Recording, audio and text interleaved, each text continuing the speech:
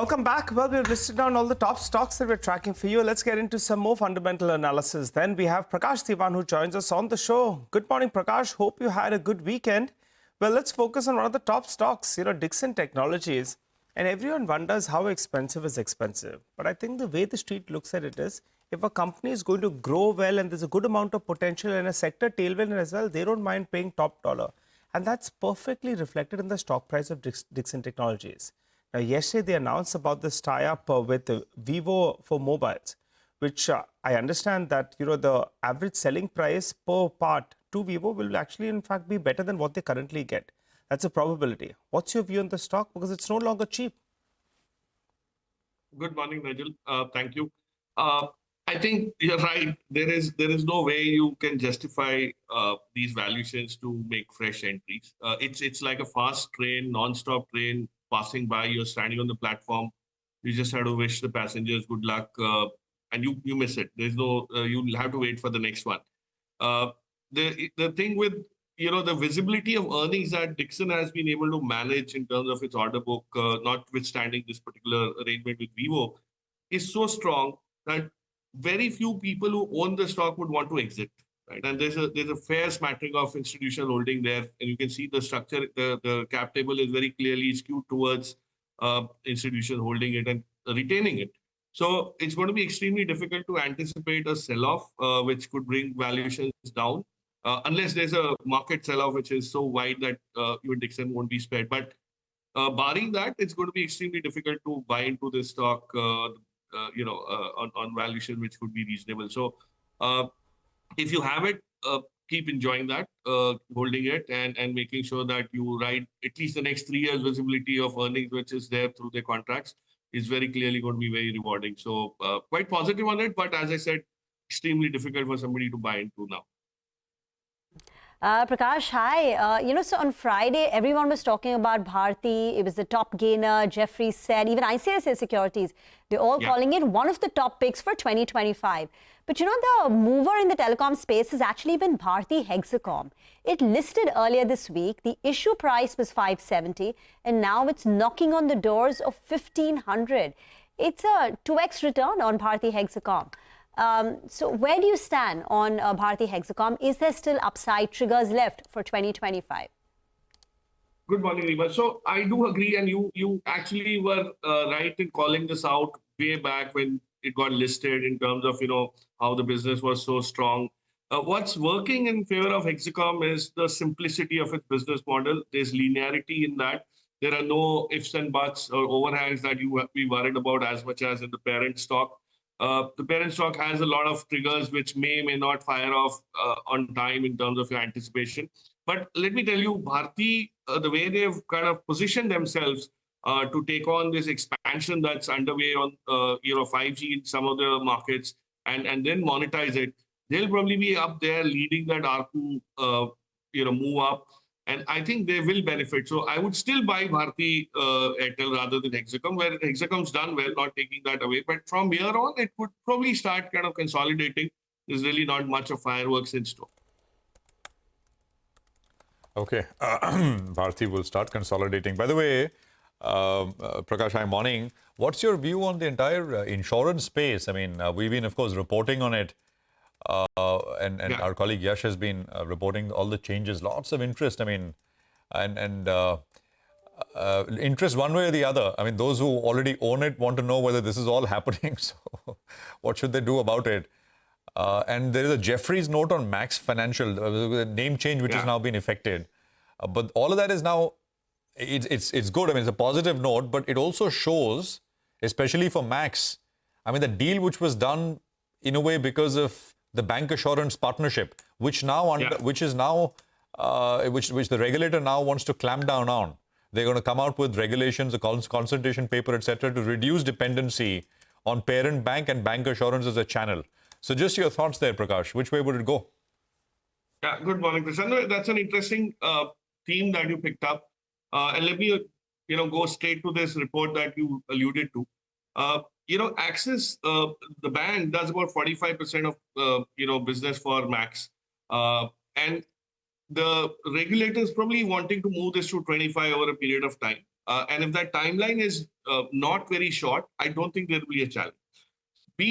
Max has always been very strong on the quality of its agency network. They've had bank assurance that gave them the volumes, but the quality of business, especially on term products, I can personally vouch for, have been extremely strong in terms of the flow from the agency network.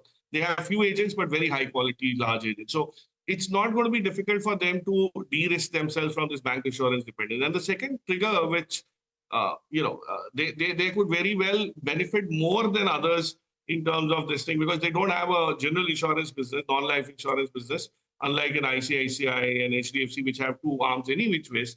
So the integrated insurance platform that could get allowed will actually be a very big upside for them. So I think, and from a valuation perspective, also they're not expensive in my view relative to some of the other names. So I always like the approach to go for a basket, but in case of Max, it still has its salience intact. And of course, GST exemption and all that are additional things, but I'm not relying on that. On the core organic business growth, it definitely is strongly poised. All right. Just one more quick question. Prakash, a couple of companies have won order wins, whether you look at HPL Power, Afcons, RITES. Any of these three you like? All three of them had some news flow in terms of order wins over the weekend.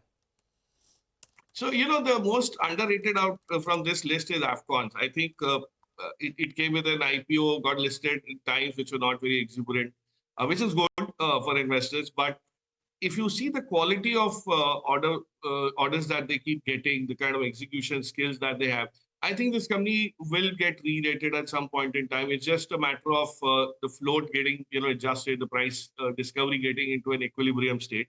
RITES, of course, is on a, it's been chugging along. It's interesting to see the kind of nature of orders that they're getting are more complex now and beyond just, simple orders executed for the railways.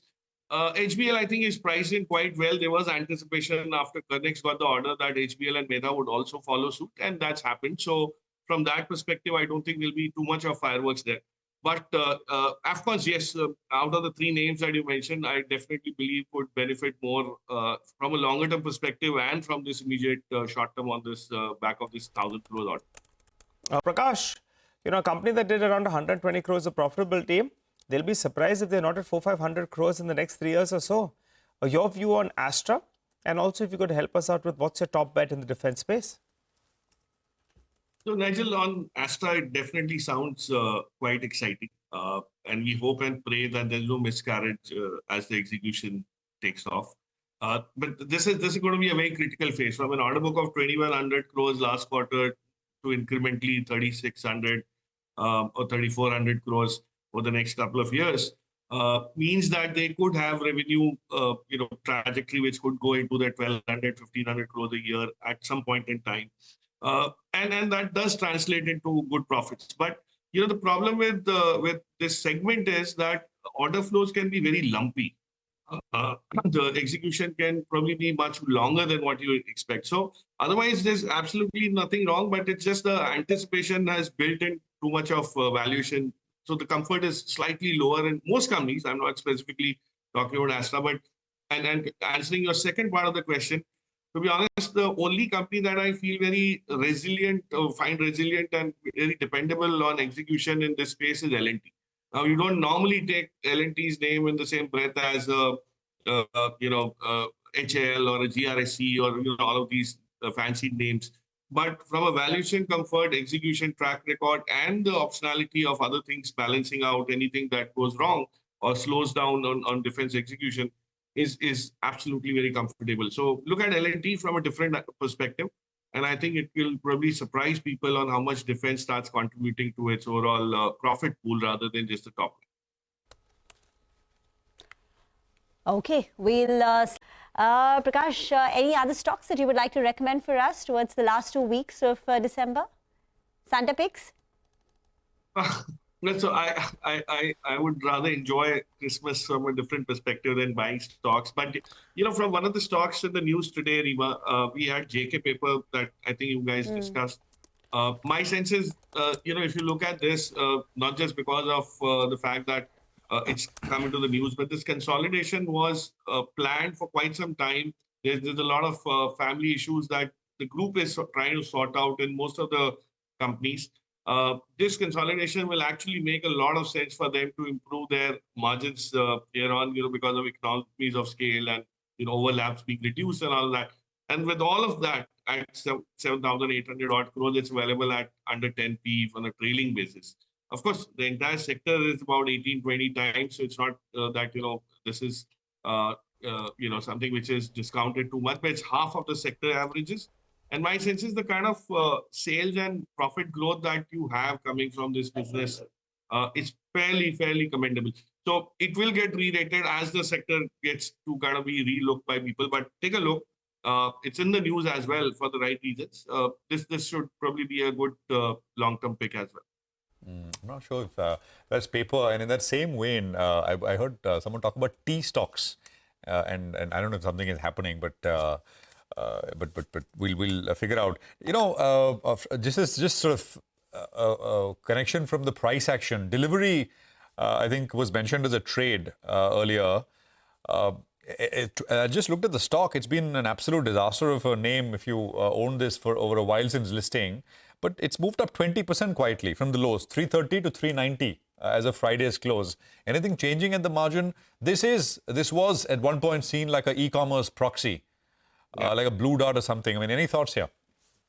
So, Prashant, if you actually, what you're talking about is the move in recent time, but if you take the lows that it went to post the IPO disaster, and very clearly the IPO became disastrous because of the kind of overzealousness in pricing the business at that point in time. This was the wave where you had Nykas and Paytms and all of those coming to the market.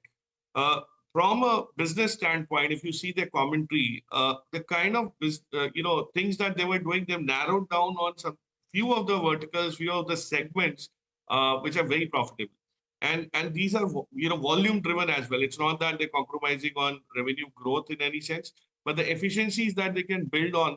And remember, this is still a very fragmented market. Delhivery still owns a significant market share, and that is only getting consolidated with more players coming into the picture. So, there were doubts whether the quick commerce could impinge on their ability to grow from the traditional e-commerce lines, but that hasn't grown, and more people are kind of getting to use these things. So I think it's definitely a re-rating that's underway and could still have much more legs, provided you are patient enough to hold on for the next couple of years when the EPS resets to a higher level from where it is, and it will stop looking expensive in that sense.